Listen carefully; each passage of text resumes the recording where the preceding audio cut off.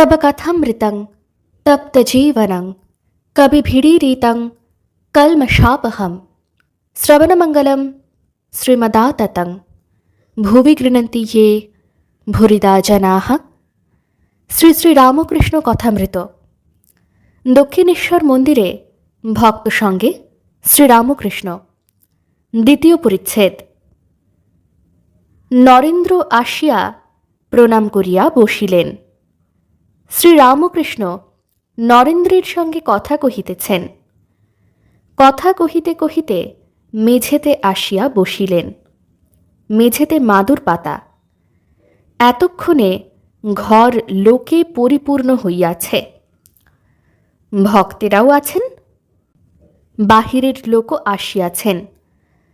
শ্রীরামকৃষ্ণ নরেন্দ্রের প্রতি, ভালো আছিস? তুই নাকি গিরিশ ঘোষের ওখানে প্রায়ই যাস? নরেন্দ্র, আগে হাঁ, মাঝে মাঝে যাই। ঠাকুর শ্রীরামকৃষ্ণের নিকট গিরিশ কয় মাস হইল নূতন আসা যাওয়া করিতেছেন। ঠাকুর বলেন, গিরিশের বিশ্বাস আঁকড়ে পাওয়া যায় না। যেমন বিশ্বাস তেমনই অনুরাগ। বাড়িতে ঠাকুরের চিন্তায় সর্বদা মাতোয়ারা হয়ে থাকেন। নরেন্দ্র প্রায়ই যান। হরিপদ, দেবেন্দ্র ও অনেক ভক্ত তাঁর বাড়িতে প্রায়ই যান। গিরিশ তাহাদের সঙ্গে কেবল ঠাকুরের কথাই কন। গিরিশ সংসারে থাকেন, কিন্তু ঠাকুর দেখিতেছেন নরেন্দ্র সংসারে থাকিবেন না, কামিনী কাঞ্চন ত্যাগ করিবেন। ঠাকুর নরেন্দ্রের সহিত কথা কহিতেছেন। শ্রীরামকৃষ্ণ, তুই গিরিশ ঘোষের ওখানে বেশি যাস? কিন্তু রসুনের বাটি যতই ধৌ না কেন, গন্ধ একটু থাকবেই। ছোকরারা শুদ্ধ আধার, কামিনী কাঞ্চন স্পর্শ করে নাই। অনেক দিন ধরে কামিনী কাঞ্চন ঘাঁটলে রসুনের গন্ধ হয়। যেমন কাকে ঠোকরানো আম ঠাকুরদের দেওয়া যায় না, নিজেরও সন্দেহ। নূতন হাঁড়ি আর দই পাতা হাঁড়ি। দই পাতা হাঁড়িতে দুধ রাখতে ভয় হয়, প্রায়ই দুধ নষ্ট হয়ে যায়। ওরা থাক আলাদা, যোগও আছে, ভোগও আছে। যেমন রাবণের ভাব, নাগকন্যা দেবকন্যাও নেবে, আবার রামকেও লাভ করবে। অসুরেরা নানা ভোগও করছে, আবার নারায়ণকেও লাভ করছে। নরেন্দ্র, গিরিশ ঘোষ আগেকার সঙ্গ ছেড়েছে। শ্রীরামকৃষ্ণ, বড়বেলায় দামড়া হয়েছে। আমি বর্ধমানে দেখেছিলাম। একটা দামড়া গাই গরুর কাছে যেতে দেখে আমি জিজ্ঞেস করলুম, এ কি হলো? এ তো দামড়া। তখন গাড়োয়ান বললে, মশাই, এ বেশি বয়সে দামড়া হয়েছিল, তাই আগেকার সংস্কার যায় নাই। এক জায়গায় সন্ন্যাসীরা বসে আছে। একটি স্ত্রীলোক সেইখান দিয়ে চলে যাচ্ছে। সকলেই ঈশ্বর চিন্তা করছে। একজন আর চোখে চেয়ে দেখলে, সে 3টি ছেলে হবার পর সন্ন্যাসী হয়েছিল। একটি বাটিতে যদি রসুন গোলা যায়, রসুনের গন্ধ কি যায়? বাবুই গাছে কি আম হয়? হতে পারে সিদ্ধাই তেমন থাকলে বাবুই গাছেও আম হয়, কিন্তু সে সিদ্ধাই কি সকলের হয়? সংসারী লোকের অবসর কই? একজন একটি ভাগবতের পণ্ডিত চেয়েছিল। তার বন্ধু বললে, একটি উত্তম ভাগবতের পণ্ডিত আছে, কিন্তু তার একটু গোল আছে। তার নিজের অনেক চাষবাস দেখতে হয়। 4খানা লাঙল, 8টা হেলে গরু, সর্বদা তদারক করতে হয়। অবসর নাই। যার পণ্ডিতের দরকার সে বললে, আমার এমন ভাগবতের পণ্ডিতের দরকার নাই, যার অবসর নাই। লাঙল হেলে গরুওয়ালা ভাগবত পণ্ডিত আমি খুঁজছি না। আমি এমন ভাগবত পণ্ডিত চাই যে আমাকে ভাগবত শোনাতে পারে। এক রাজা রোজ ভাগবত শুনত। পণ্ডিত পড়া শেষ হলে রাজাকে বলতো, রাজা বুঝেছ?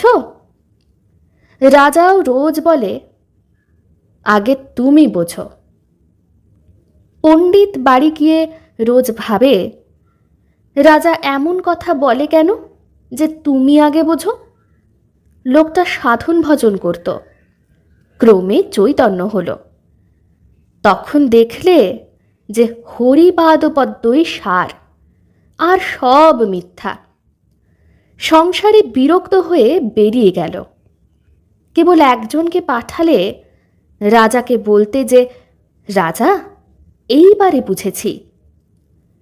তবে কি এদের ঘৃণা করি? না, ব্রহ্মজ্ঞান তখন আনি। তিনিই সব হয়েছেন, সকলেই নারায়ণ, সবজনই মাতৃজনী, কখনো বেশ্যা, কখনো সতী লক্ষ্মীতে কোনো প্রভেদ দেখি না। কি বলবো, সব দেখছি কলাইয়ের ডালের খদ্দের। কামিনী কাঞ্চন ছাড়তে চায় না। লোকে মেয়ে মানুষের রূপে ভুলে যায়, টাকা ঐশ্বর্য দেখলে ভুলে যায়, কিন্তু ঈশ্বরের রূপ দর্শন করলে ব্রহ্মপদ তুচ্ছ হয়। রাবণকে একজন বলেছিল, তুমি সব রূপ ধরে সীতার কাছে যাও, রাম রূপ ধরো না কেন? রাবণ বললে, রাম রূপ হৃদয়ে একবার দেখলে রম্ভা তিলোত্তমা এদের চিতার ভস্য বলে বোধ হয়। ব্রহ্মপদ তুচ্ছ হয়, পরস্ত্রীর কথা তো দূরে থাক। সব কলাইয়ের ডালের খদ্দের। শুদ্ধ আধার না হলে ঈশ্বরে শুদ্ধাভক্তি হয় না, এক লক্ষ হয় না, নানা দিকে মন থাকে। মনমোহনের প্রতি তুমি রাগই করো আর যাই করো। রাখালকে বললাম, ঈশ্বরের জন্য গঙ্গায় ঝাঁপ দিয়ে মরেছিস এ কথা বরং শুনব, তবু কারুর দাসত্ব করিস, চাকরি করিস এ কথা যেন না শুনি। নেপালের একটি মেয়ে এসেছিল, বেশ এসরাজ বাজিয়ে গান করলে, হরিনাম গান। কেউ জিজ্ঞাসা করলে, তোমার বিবাহ হয়েছে? তা বললে, আবার কার দাসী হব? এক ভগবানের দাসী আমি। কামিনী কাঞ্চনের ভিতরে থেকে কি করে হবে? অনাসক্ত হওয়া বড় কঠিন।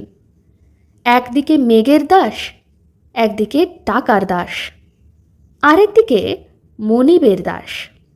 তাদের চাকরি করতে হয়। একটি ফকির বনে কুটির করে থাকত। তখন আকবর শাহ দিল্লির বাদশাহ। ফকিরটির কাছে অনেকে আসত। অতিথি সৎকার করতে তার বড় ইচ্ছা হয়। একদিন ভাবলে যে টাকা কড়ি না হলে কেমন করে অতিথি সৎকার হয়। তবে যায় একবার আকবর শাহর কাছে। সাধু ফকিরের অবারিত দ্বার। আকবর শাহ তখন নমাজ পড়ছিলেন। ফকির নমাজের ঘরে গিয়ে বসল। দেখলে আকবর শাহ নমাজের শেষে বলছে, হে আল্লাহ, ধন দাও, দৌলত দাও, আরও কত কি।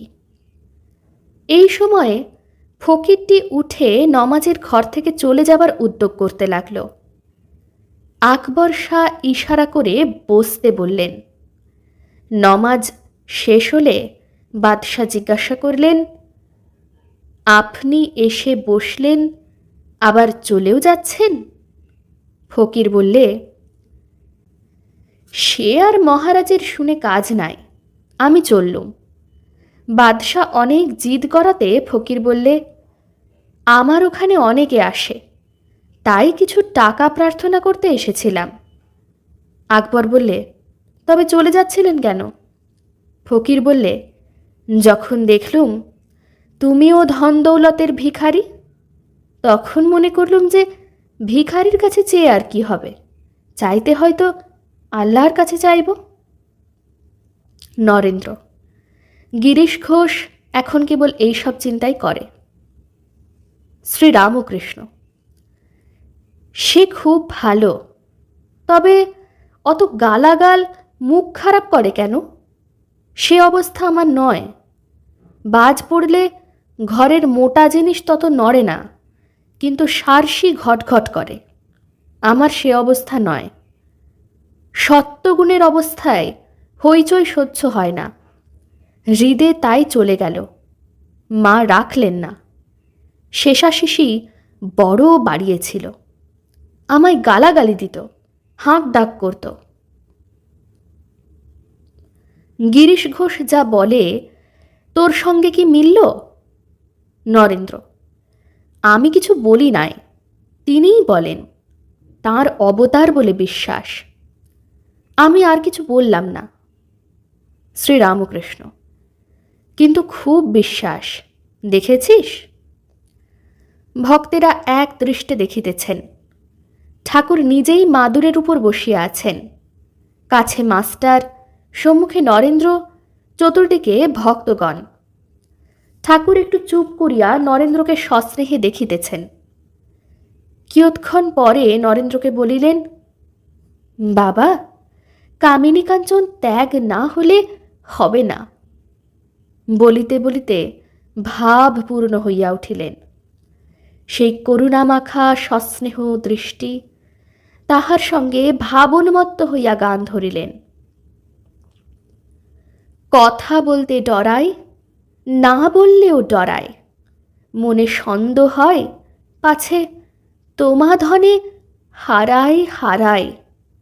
আমরা জানি যে মন তোর, দিলাম তোকে সেই মন তোর। এখন মন তোর। আমরা যে মন্ত্রে বিপদে তোরই তরায়। শ্রীরামকৃষ্ণের যেন ভয়, বুঝি নরেন্দ্র আর কাহারও হইল, আমার বুঝি হইল না। নরেন্দ্র অশ্রুপূর্ণ লোচনে চাহিয়া আছেন। বাহিরের একটি ভক্ত ঠাকুরকে দর্শন করিতে আসিয়াছিলেন। তিনিও কাছে বসিয়া সমস্ত দেখিতেছিলেন ও শুনিতেছিলেন। ভক্ত: মহাশয়, কামিনী কাঞ্চন যদি ত্যাগ করতে হবে, তবে গৃহস্থ কি করবে? শ্রীরামকৃষ্ণ: তা তুমি করো না, আমাদের অমনি একটা কথা হয়ে গেল। মহিমাচরণ চুপ করিয়া বসিয়া আছেন, মুখে কথাটি নাই। শ্রীরামকৃষ্ণ মহিমার প্রতি: এগিয়ে পড়ো, আরও আগে যাও, চন্দন কাঠ পাবে। আরও আগে যাও, রূপার খনি পাবে। আরও এগিয়ে যাও, সোনার খনি পাবে। আরও এগিয়ে যাও, হিরে মানিক পাবে। এগিয়ে পড়ো, এগিয়ে পড়ো। মহিমা: আকে টেনে রাখেছে, এগুতে দেয় না। শ্রীরামকৃষ্ণ সহাস্যে: কেন? লাগাম কাটো, তাঁর নামের গুণে কাটো। কালী নামেতে কালপাশ কাটে। নরেন্দ্র পিতৃবিয়োগের পর সংসারে বড় কষ্ট পাইতেছেন। তাহার উপর অনেক তাল যাইতেছে। ঠাকুর মাঝে মাঝে নরেন্দ্রকে দেখিতেছেন। ঠাকুর বলিতেছেন, তুই কি চিকিৎসক হয়েছিস? শতমারি ভবেদ বৈদ্য, সহস্রমারি চিকিৎসক। সকলের হাস্য। ঠাকুর কি বলিতেছেন, নরেন্দ্রের এই বয়সে অনেক দেখাশোনা হইল, সুখ দুঃখের সঙ্গে অনেক পরিচয় হইল। নরেন্দ্র ঈষৎ হাসিয়া চুপ করিয়া রহিলেন।